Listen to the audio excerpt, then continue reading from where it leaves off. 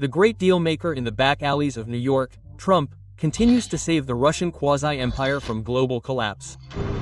And he is not at all embarrassed by the costume of a murderer and dictator that Putin wears. For Trump, this is not a violation of the dress code.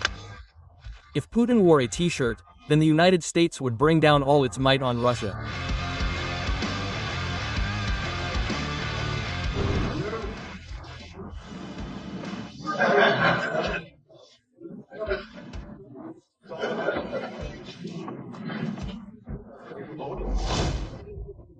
After the scandal in the Oval Office, the Kremlin perked up and believed that someone really takes its crazy demands seriously. Yes.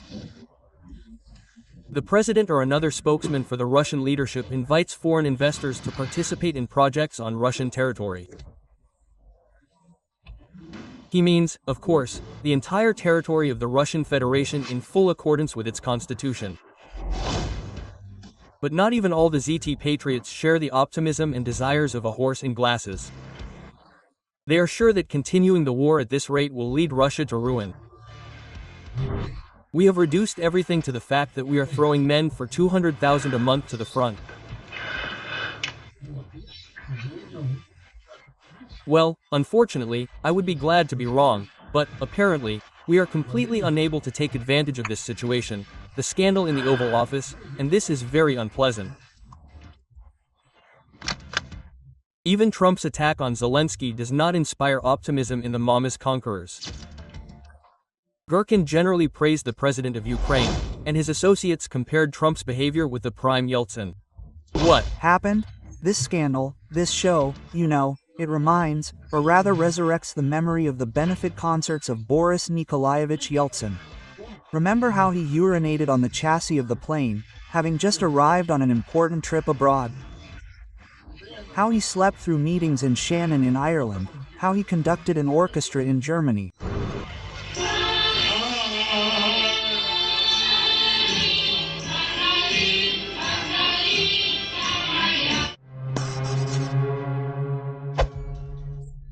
Is Russia in a position now to demand the capitulation of Ukraine? Of course not. Because the state of the Russian Reich has worsened many times over compared to Moscow's insane military tactics have wiped out what seemed like an inexhaustible supply of Russian meat. All the guys died, absolutely everyone, except me.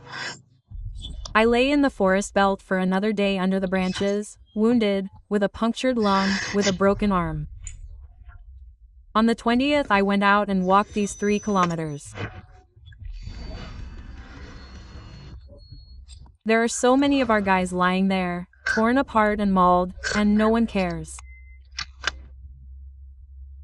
From all the dead Russians, you could already build another Kremlin, and the number of wounded and maimed is comparable to the population of Estonia, and they keep these half-good Russians in wild, inhuman conditions. Look, bro, at this hospital. It's as cold as outside, everything is crumbling. The window, the draft is whistling. The radiators are also, correspondingly, cold.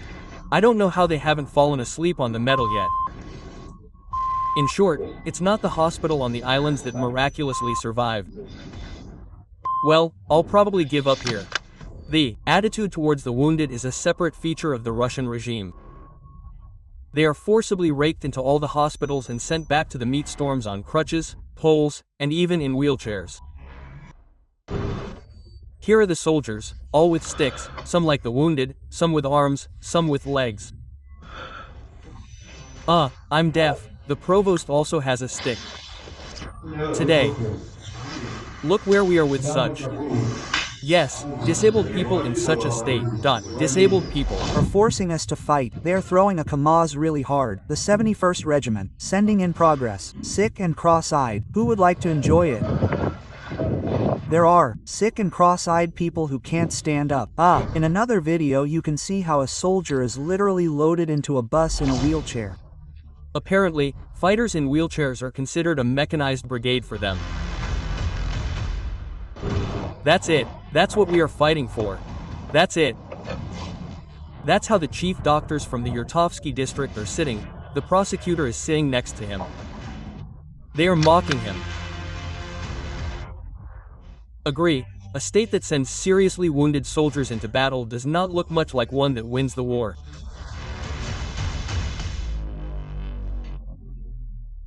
It looks like this state is running out of soldiers and is using tin ones. No, Russia, of course, still has many serfs who can be put on a scooter or a donkey for money or under duress and sent to the next world. But to seize Ukraine, they need 3 times as many. Therefore, the lords in uniform are squeezing the maximum out of those who are available.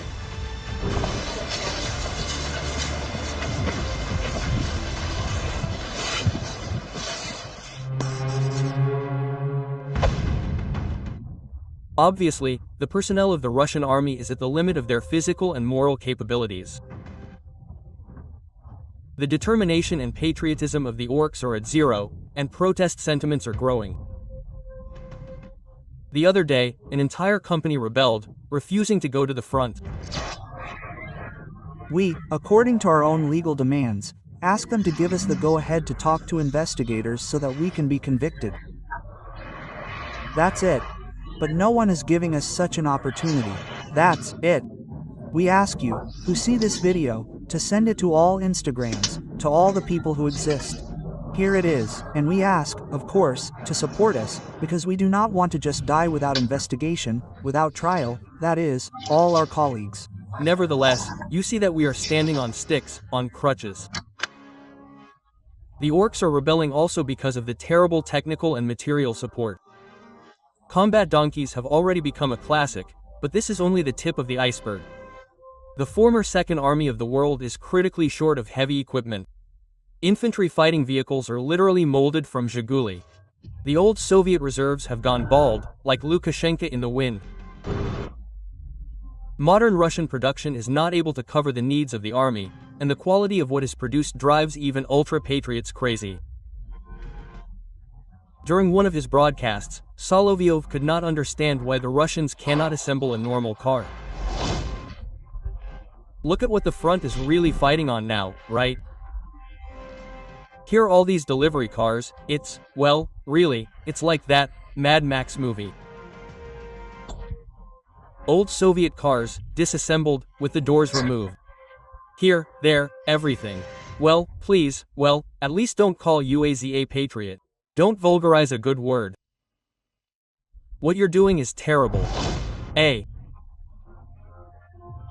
country that throws all its efforts into destroying its neighbors will never be able to produce a normal car, because for this it is necessary to invest money in science and the development of the car, and not in propaganda that justifies aggression. Now I went to war in a loaf of bread. Every month we send loaves of bread to the front. Every month what kind of quality has the loaf become now?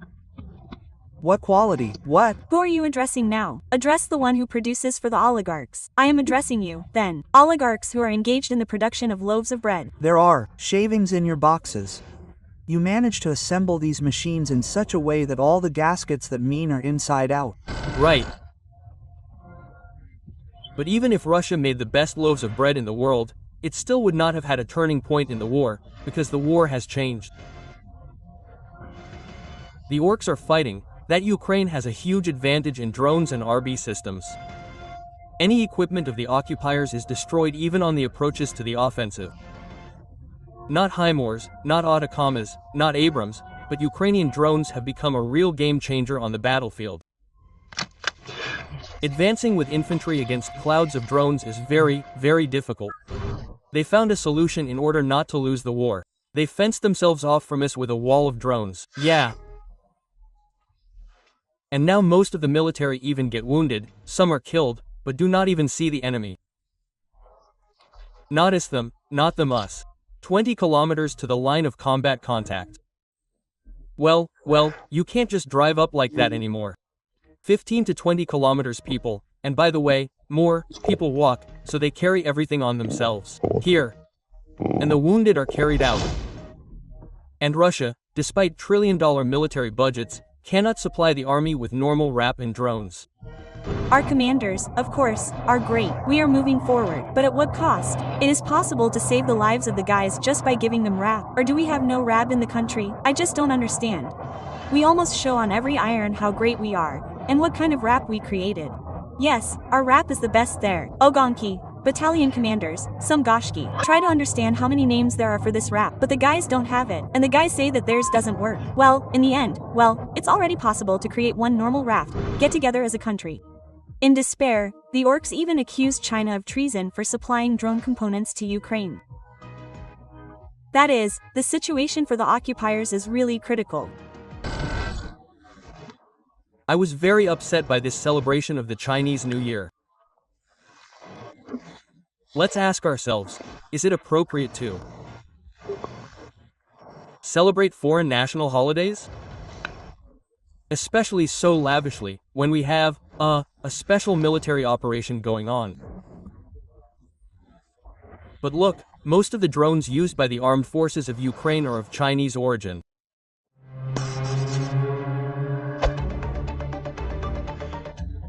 But the aggressor is most horrified by the loss of its advantage in aviation and artillery. The basis of Russia's military might. Total superiority in ammunition and barrels, as well as guided aerial bombs ensured the slow, but advance of the Russian army. But now the situation has begun to change. The Ukrainians have learned to shoot down Kabas with electronic warfare. They simply do not hit their target. The defense forces effectively use electronic warfare to suppress Russian gliding bombs.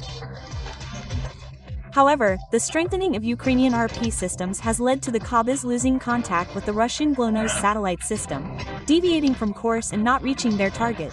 It's even more fun with artillery. The Zetniks admit that their Soviet barrels often lose in range and accuracy to Western and Ukrainian models. And there is no global advantage in shells. Why didn't they? Because there are no shells. It's such a shame. So, we have only about 40 Korean ones left for one vehicle, and we have 6 of them. Accuracy of destruction.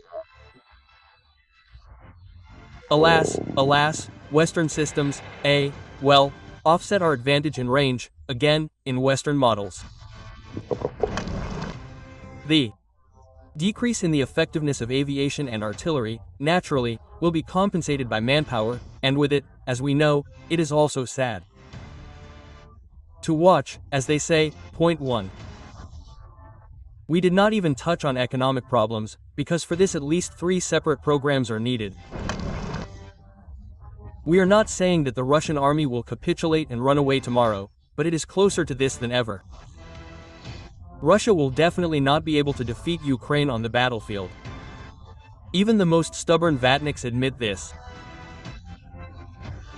The only question is how much more the pseudo-empire will be able to organize before its inevitable collapse.